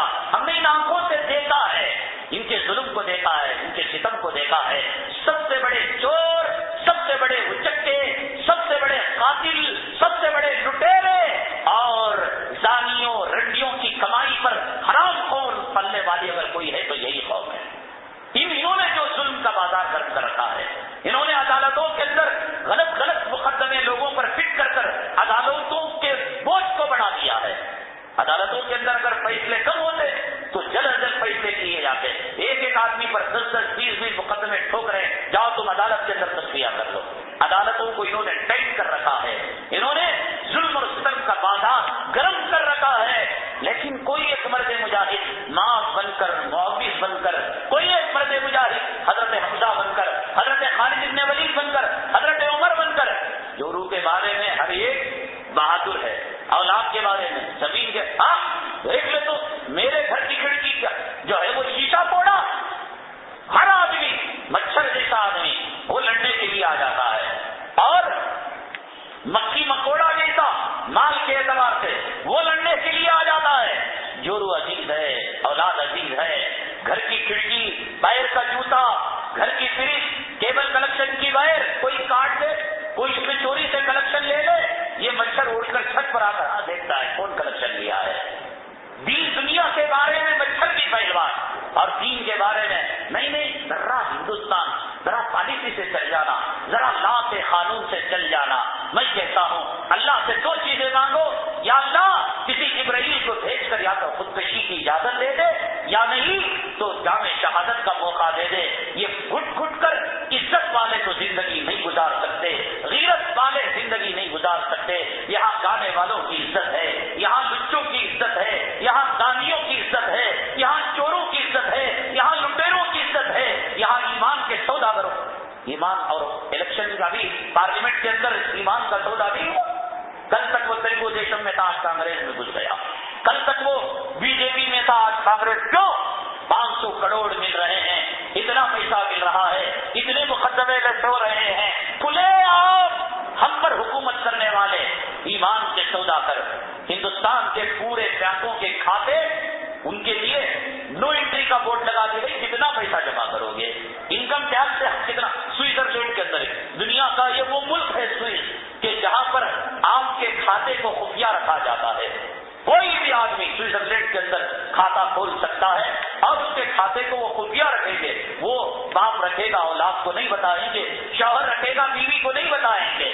اب سوئٹزرلینڈ کے کھاتوں کے اندر اربوں خربوں کا جمع کر کر یتیموں کا، بیواؤں کا، کتوں کے بسکٹ کا، پلوں کی سیمنٹ کا، ریل کے پٹے سب جمع کر کر یہ ایسے ایمان فروش، ضمیر فروش، ڈاکو، حرامزادے، ہم کیا کہیں اللہ تعالیٰ سے؟ ہم جیے مرے. غیرت اگر ہو، شرم اگر ہو. اگر کوئی جورو کا غلام ہو جس کی زندگی کا مقصد یہ ہو میری جورو کا پاخانہ لے جا کر ٹیسٹ کرانا، میری جورو کا پیشاب لے جا کر لیاب کو جانا، میری جو ہے بیگم کے دھوپڑ پر انجیکشن مارنا اور جو ہے اسے طواف کرانا، وہ جس کی زندگی کا یہ مقصد ہو، ماشاءاللہ تیری زندگی تجھے مبارک ہو، تیری اولاد تیری جوروں کی غلامی، تیرے جو ہے زمین کی غلامی، پتھر کی پوجا، مٹی کی پوجا، وہ 360 بتوں کو کعبے میں رکھ کر مشرک ہو گئے، اور یہ اپارٹمنٹ کے اندر لاکھوں اینٹ لگا کر کے پوجا کر کر بھی مشرک نہیں ہوا۔ کتنے اینٹ لگتے ہیں اپارٹمنٹ میں، کتنا ٹن لوہا لگتا ہے، کتنے موٹے سیمنٹ لگتے ہیں، صبح میں فجر پڑے نہ پڑے، تہجد پڑے نہ پڑے، مالش کرتا ہے گرلوں کی، پانی ڈالتا ہے درختوں پر، جو ماں کے پیر نہیں دبائے وہ 360 بتوں کی پوجا کر کر ٹھکا لیے، اور اتنی بڑی بلڈنگ احد کے پہاڑ کی جیسی، ہمالیہ پہاڑ جیسی، یہ پوجا کر کر یہ مومن ہے صاحب، اس کو مسجد کا دفتر چاہیے اور موت کے بعد مسلمانوں کا قبرستان چاہیے۔ یا ایھا الذین آمنوا لا تلہکم اموالکم ولا اولادکم عن ذکر اللہ، اے ایمان والو تمہیں تمہارا مال اور تمہاری اولاد اللہ کے ذکر سے غافل نہ کرے۔ یہ ایمان ایسے ہی نہیں ملتا، یہ دین ایسے ہی نہیں ملتا۔ میں نے آپ کو بتایا تھا کہ نہاون علاقے کے جو گورنر تھے ولید بن عبد الملک، جب بادشاہ کا امیر المؤمنین تھا،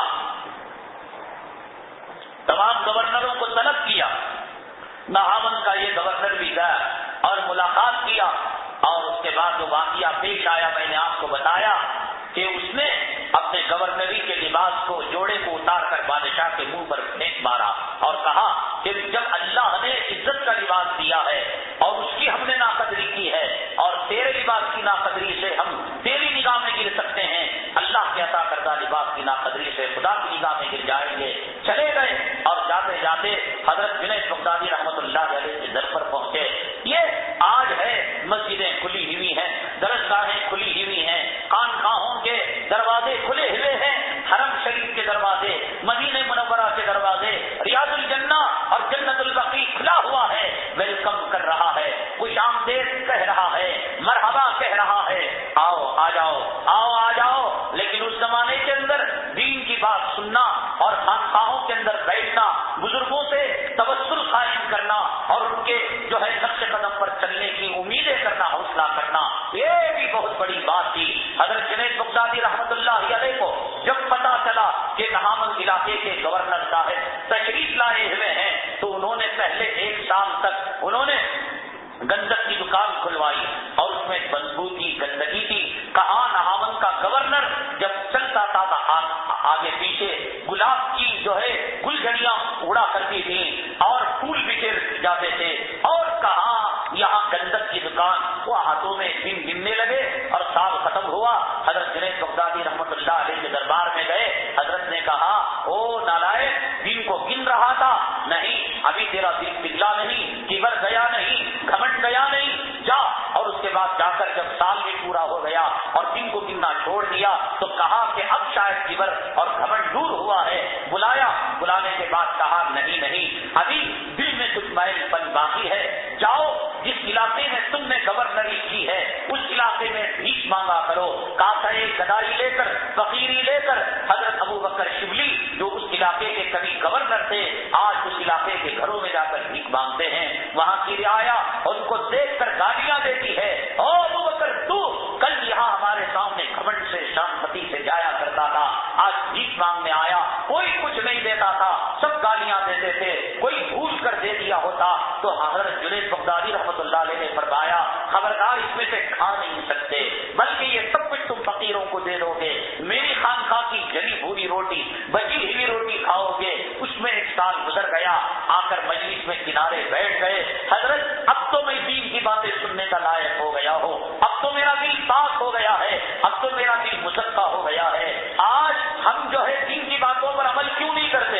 اس لیے کہ اس دل کے اوپر 140 شیطانی چینل کا سایہ پڑا ہوا ہے، اس دل میں سود کا خون ملا ہوا ہے، اس دل میں رشوت کا خون ملا ہوا ہے، اس دل کے برتن کے اندر بیوی کی محبت ہے، اس دل کے برتن کے اندر اولاد کی محبت ہے، اس دل کے برتن کے اندر کاروبار اور زمین اور جائیداد اور اینٹ و پتھر اور لوہے اور سیمنٹ اور بالو اور ریت کی محبت ہے۔ اس لیے اگر گندے برتن کے اندر دودھ ڈالا جائے وہ دودھ پھٹ جاتا ہے، دین کی باتیں ہمارے سامنے آتی ہیں، ہمارا برتن صاف نہیں ہے، اس لیے وہ باتیں پھٹ جاتی ہیں، ہم دین کو برا بھلا کہنے لگتے ہیں۔ حضرت جنید بغدادی رحمۃ اللہ علیہ نے جب ابو بکر شبلی کے قلب میں جھانک کر دیکھا برتن میں کچھ ابھی میلا پن باقی تھا. کہا کہ برتن تو صاف ہو گیا ہے لیکن برتن ابھی چمکا نہیں ہے. چمک گئے حضرت ابو بکر شبلی کہ کہا 3 سال تک وہ گندک کا بیپار کرتے تھے اور کہا 1 سال تک وہ جو ہے بھیک مانگا کرتے تھے. ابھی دل پگھلا نہیں, ابھی جو ہے گھمنڈ گیا نہیں. یہاں آتا ہے کوئی آدمی, اگر اس کی جماعت کو برا بھلا کہہ دیا جاتا ہے, مسجد کو طلاق دے کر چل جاتا ہے. اگر کوئی چوروں کا غلام آتا ہے, اس کو یہ سمجھ میں آتا ہے کہ مولانا میرے بارے میں بولے ہیں, زندگی بھر میرا چہرہ دیکھنا حرام کر لیتا ہے. اگر کوئی بے نمازی آتا ہے اور اتفاق سے علت آ گیا, بے نمازی کتا وہ مسجد کو چھوڑ کر چلا جاتا ہے. کوئی داڑھی بڑھا آتا ہے, ہجڑے کا لفظ سنتا ہے, وہ مسجد کو چھوڑ کر چلا جاتا ہے. اللہ کے گھر کو چھوڑ کر, قرآن کو طلاق دے کر, نبی کی باتوں کو چھوڑ کر, ملا کی نفرت کو دل میں بٹھا کر, در در دیوانے کتے کی طرح بھٹک کر وہ کتوں کی موت پر کر چلا جاتا ہے. یہاں تربیت کا انداز یہ ہوتا ہے کہ 2 سال تک گندک کا بیوپار اور 1 سال تک کاسے گدائی اور فقیری لے کر بھیک مانگنے پر مجبور کیا جاتا ہے. ابھی برتن صاف ہوا, برتن چمکا نہیں. کہتے ہیں حضرت جنید بغدادی رحمت اللہ علیہ, برتن صاف تو ہو گیا ہے, چمک چمک پیدا نہیں ہوئی, برتن میں سیقل نہیں پیدا ہوا. جاؤ جس علاقے میں تم نے گورنری کی ہے, حقوق کی پامالی ہوئی ہوگی, حق تلفی ہوئی ہوگی, ایک ایک گھر میں پوچھو کہ مجھ سے اگر کوئی زیادتی ہوئی ہے تو معافی کر لو. اگر کچھ دینا ہے دے دلا کر آؤ, تب پاک ہوگے تو تم میری مجلس میں بیٹھنے کے لائق ہوگے, دین کی باتیں سننے کے لائق ہوگے. اللہ اکبر. اب گئے 3 سال تو 1 سال فقیری میں, 2 سال گندک کے بیپار میں. یہ مسئلہ بڑا مشکل مسئلہ تھا حقوق العباد کا. حضرت گورنری کے زمانے میں کسی کو کوڑا مارا ہوگا, کسی کو کچھ سخت کہا ہوگا, جا کر پوچھتے, ہاں مجھے گالی دی تھی, مجھے برسر عام رسوا کیا تھا, کوڑے لگائے تھے, بھیا معاف کرنا ہی نہیں, میرے گھر کا تعمیری کام چل رہا ہے, فرسٹ مولڈنگ پڑنے تک چورانا. ٹھیک ہے, اب وہاں پر رہے 3 مہینے. دوسرے کے مکان پر گئے, اس نے معافی دے دی. تیسرے کے مکان پر گئے, اس نے کہا میرے کھیت کے اندر ہل جو دو. چوتھے کے مکان پر گئے, تقریباً 2-2.5 سال اس کے اندر لگ گئے. حقوق العباد کا جب تک NOC نہیں ملا, حضرت جنید بغدادی رحمۃ اللہ علیہ اپنی مجلس میں بیٹھنے کے لائق نہیں سمجھے. ایک کے بعد پونے ایک کے بعد کتا کھا کر, سور کھا کر اور حرام کا پیخانہ کھا کر, خود پیشاب جو ہے لوٹے میں پکڑ کر پی کر, خود پاخانہ ٹٹے میں ڈال کو کھا کو 1:30 بجے کے بعد, پونے 2 بجے کے بعد آ کر جہاں بھی بیٹھ جا کو خود سے سور بولے تو ہوتا ہے. کہاں سے ہمارے اندر دین آئے گا؟ جمعہ میں 1 مرتبہ اللہ کے گھر کے لیے وقت دیتے ہیں.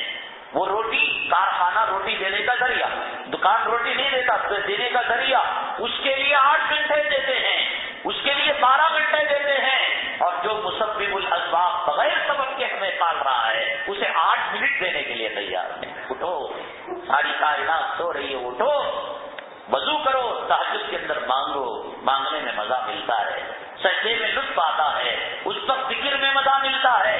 تم نے رات کی تہجد کی حلاوت نہیں دیکھی, تم نے بریانی کے مزے لوٹے ہیں, تم نے سیاسی کتوں کے دسترخوان کے مزے لوٹے ہیں. ایک مرتبہ رات میں اٹھ کر رب سے کلام کرنے کے مزے لوٹو. ابو بکر شبلی رحمۃ اللہ علیہ جب ان مراحل سے گزرے, برتن صاف ہوا, برتن سیقل ہوا, تو حضرت نے ان کو خلافت دی. تو میں نے آپ کو بتایا, تب ان مراحل سے مجاہدوں سے گزرنے کے بعد جب ہدایت ملی, تو جب کبھی کوئی بھی حضرت کے سامنے اللہ کا نام لیتا, سینے سے چمٹا لیتے, کہتے کہ منہ کھولو. جب منہ کھولتے تو حضرت جیب میں شکر رکھتے. اس زمانے کا کیڈبری چاکلیٹ وہی تھا, ایک چٹکی شکر منہ میں ڈالتے. کتنا میٹھا میرے رب کا نام ہے. رب کے نام سننے میں, رب کا نام بولنے میں, آقا کا نام لینے میں, آقا کا نام سننے میں, درود کے پڑھنے میں, درود کے سننے میں, قرآن کے پڑھنے میں, قرآن کے سننے میں, دین کی باتیں کہنے میں, دین کی باتیں سننے میں مزے کب آئیں گے؟ یہ دل کا گوبر پاک ہو. کتا سور پاخانہ پیشاب کھا کر آ کر بیٹھ کر ادھر ادھر کے خیالہ مار کر تا وقت ہوگا دوسرے مسجدہ میں نماز ہوگی رنگا, کیا چپکے آ کر اٹک گئے. یہ سب سوچیں گے تو ہم اپنی اصلاح کیسے کریں گے, اپنی آخرت کیسے بنائیں گے؟ اللہ نے ساری زندگی کا سودا کر لیا. یہ گھنٹے 2 گھنٹے ہماری خوش قسمتی ہے. راشٹریہ سہارا کے اندر وہ ہر جمعہ ایک ایک عالم کا بیان دیکھو اٹھا کر پڑھو، کوسے کوسے کی پرانے قصے، نہ حالات میں ٹچ ہوتے ہیں، نہ جو ہے حکومت کا ٹکراؤ، چپ کے ٹائم پاس کرنے 20 منٹ کے واسطے پڑھو۔ ہر جمعہ میں راشٹریہ سہارا میں بنگلور کے بڑے بڑے علماء اور خطباء کے بیانات کے اقتباسات، ان کی کٹنگ کو جیسے میں سوچتا ہوں آج کے زمانے میں یہ بیانات، وہ تو کوسے کی خطرے کے زمانے کے بیان، پتھر کو پتھر لگڑ کر جب چنگاری نکالتے تھے وہ زمانے کے بیان، چپ کے ڈھکل پٹی کہ بھائی شکار بھی خوش رہے، شکاری بھی خوش رہے، کمیٹی بھی خوش رہے اور نوکری بھی باقی رہے اور مقتدی بھی گالیاں نہ دے۔ مقتدی السلام علیکم حضرت، آؤ فاتحہ کو، پور کی فاتحہ کو، چہلم کو، چہلم والا بھی خوش رہے، چھٹی والا بھی خوش رہے، جھنڈے والا بھی خوش رہے۔ اللہ کا کتنا شکر ہے، اللہ تبارک تعالیٰ نے سچ باتیں، کڑوی باتیں سننے سنانے کے لیے رب کی توفیق ہے۔ آج کہہ رہے ہیں، سن رہے ہیں، کل مجھے معلوم ہے یہاں کی مسجد کی کمیٹی کے تقریباً 45% افراد کا انتقال ہو گیا میرے آنے کے بعد۔ اللہ ان کی مغفرت کرے، ان کے درجات کو بلند کرے۔ چلے گئے، کل سنتے تھے، آج وہ نہیں ہے۔ کل وہ جو ہے گلے شکوے کرتے تھے، یا بیان ہوتا تھا آفس میں بیٹھ کر وہ جو ہے اپنی رپورٹ لکھا کرتے تھے، آج اللہ کو جواب دے رہے ہیں۔ کل وہ وقت آ سکتا ہے کہ میں بھی جا سکتا ہوں، آپ بھی جا سکتے ہیں۔ ہر تقریر میری زندگی کی آخری تقریر سمجھ کر میں کرتا ہوں، کبھی یہ نہیں سمجھتا کہ اس میں سے کچھ حصہ ابھی باقی رکھ کر مجھے آئندہ جمعہ کہنا ہے، وہ تو ایک جو ہے رسمی طور پر کچھ چیز باقی رکھ دیتا ہوں۔ یہ اللہ کی طرف سے توفیق ہے، اللہ کی طرف سے عطا ہے۔ اللہ کی اس عطا کی قدر کرو تو ہمیں جو ہے دین پر عمل کرنا اور ان باتوں پر چلنا آسان ہوگا۔ ایک جمعہ ہاں منہ مارا، 2 جمعہ ہاں منہ مارا، کیا نہیں سو گا تھا، 1:30 بجے میری نیند کھلی۔ کوئی کہتا ہے ہوائی جہاز پکڑنے کے وقت 3 بجے رات کے ہوائی جہاز رہتی ہے، 12:30 بجے اٹھ کر جاتا ہے۔ رات کے 1:45 بجے ٹرین رہتی ہے، 11:30 بجے اپنے گھر سے نکلتا ہے، 1:15 بجے خطبہ ہوتا ہے، 1:45 بجے مسجد میں۔ کہاں کا انصاف میرے بھائی، کہاں کا؟ اللہ کے لیے سوچو، کتنا وقت ہم مسجد کے لیے دیتے ہیں، کتنا وقت ہم دنیا کے لیے دیتے ہیں۔ ہم نہ بس اسٹاپ معاف نہیں کرتا، ہم نہ ٹرین معاف نہیں کرتی، ہم نہ ہوائی جہاز معاف نہیں کرتا، ہم نہ پیڈی آفس معاف نہیں کرتی، ہم نہ راشن کارڈ والے معاف نہیں کرتے، ہمیں کارپوریشن والے معاف نہیں کرتے۔ ایک اللہ کا گھر ہے بے وقت کے لیے، صبح کی نماز پڑھ رہے ہیں، کب تک چلتا ہے؟ 11-12 بجے، انہیں آیا پڑھا، عشاء کی نماز رات کے 11:30، پوری رات کھلی رکھو، انہیں آپ کو پڑھا، انہیں آپ کو۔ کھیل مذاق ہے۔ ٹرین کا ایسا کوئی وقت ہوتا ہے، بس کا ایسا کوئی وقت ہوتا ہے، پاسپورٹ کا ایسا کوئی وقت ہوتا ہے، ہر چیز کا وقت ہے۔ اور اللہ نے کہا ان الصلاۃ کانت علی المؤمنین کتابا موقوتا، ہم نے وقت مقررہ پر نماز کو فرض کیا، اس کے لیے وقت نہیں۔ کوئی دوسری رکعت میں آیا، کوئی تیسری رکعت، بے شرم اٹھ کر کھڑے۔ زندگی میں ہے اونچ نیچ، کبھی ہو گئی الگ بات ہے، ساری زندگی دوسری صف والا ہمیشہ دوسری صف میں، تیسری صف والا ہمیشہ تیسری صف میں۔ اور ایک صاحب کو پتا ہے کہ جمعہ میں ہم الف لام میم سجدہ سورہ دہر پڑھتے ہیں، 3 منٹ بڑھ جاتے ہیں تو 3 منٹ تعمیر سے آ کر سجدے میں شامل ہوتے ہیں۔ وہ برابر گھر سے آہستہ نہیں کہ چلو کل کے وقت پر آج آ کر آج ہمیں سورہ الف لام میم سجدہ اور سورہ دہر مل جائے، نبی کی سنت مل جائے۔ ہمارے دلوں میں عزت نہیں، قدر نہیں، نام جماعت کا اہتمام۔ مسجد کے اندر کتنے لوگ جماعت سے پڑھتے ہیں؟ کہاں اللہ کی رحمتیں آئیں گی، برکتیں آئیں گی؟ ہمیں گائے کا پیشاب پینے والی قوم، ایک صاحب کہہ رہے تھے کہ حضور میں مکان لینے کے لیے گئے تو عورت جو مالکن کی مکان کی، اس نے جو ہے دن کے اجالے میں فخری انداز میں کہا سوری ہم جو ہے مسلمانوں کو مکان نہیں دیتے۔ محمد بن قاسم ہندوستان پر جب فتح کر واپس جا رہے تھے، میرے رب کی عزت و جلالت کی قسم، اس زمین کو کہنے کی طاقت ہوگی تو یہ زمین کہے گی کہ یہاں کے ہندوؤں نے محمد بن قاسم سے کہا کہ ہم تمہارے اوپر اپنی آن اولاد اپنے بچوں کو نچھاور کرتے ہیں، محمد اس شہر کو دھرتی کو چھوڑ کر نہ جانا۔ جب جانے پر مجبور تھے، دوسرے علاقوں کو پتہ کرنا تھا، تو محمد بن قاسم رحمۃ اللہ علیہ سے ہندوستان کے ہندوؤں اور مشرکوں نے کہا تھا کہ تم اجازت دو، تمہارے مجسمے کو بنا کر ہم اس کی پوجا کیا کریں گے۔ اور آج کا ہندو کہتا ہے سوری ہم مسلمانوں کو مکان کرائے پر لیز پر نہیں دے سکتے۔ کون سی بے عزتی کی، بے غیرتی کی زندگی؟ کون سی وہ صبح آئے گی جو عزت کا پیغام لے کر آئے گی؟ کون سا وہ سورج طلوع ہوگا جو اپنی کرنوں کے ساتھ ہماری رفعت، ہماری عظمت اور ہماری بلندی کا پیغام لے کر آئے گا؟ اللہ ہمارے ساتھ رحم کرم کا معاملہ فرمائے۔ قیامت کا آنا یقینی ہے اور اس میں کوئی شک و شبہ نہیں۔ کچھ لوگ خبروں کو دیکھتے ہیں، مولوی لوگوں کی بکواس ہے، اندر پٹ رہا کہ نہیں پٹ رہا یہ جائے گا تو پتا چلے گا۔ سائنس ٹیکنالوجی نے اتنا ترقی کیا ہے، اور سائنس میں خدا کے کلام پاک میں اللہ تعالیٰ نے فرمایا ہے کہ قیامت کا علم جو ہے سوائے اللہ کے اور کسی کو نہیں ہے، لیکن وہ کب ہوگا اس کا علم، قیامت ہونے کے بارے میں سائنس کی ترقی نے ثابت کر دیا ہے کہ قیامت ہو کر ہی رہے گی۔ کچھ سیاروں کی چال، کچھ ستاروں کی چال بتا رہی ہے کہ قیامت آئے گی، اور حدیث پاک کے اندر جو یہ بات بتائی گئی کہ قیامت کی نشانیوں میں سے ایک نشانی یہ ہے، سورج کہاں سے نکلتا ہے؟ مشرق سے، ڈوبتا کہاں ہے؟ مغرب میں، اور حدیث پاک نے فرمایا کہ قیامت کے قریب سورج مغرب سے نکلے گا اور مشرق میں ڈوبے گا۔ یہ تو عقل قبول کرنے والی بات نہیں، لیکن سائنس نے اس کو ثابت کر دیا ہے۔ ستاروں کی چال کیا کہتی ہے، سائنس کیا کہتی ہے، اور قیامت کے بارے میں سائنسی شواہد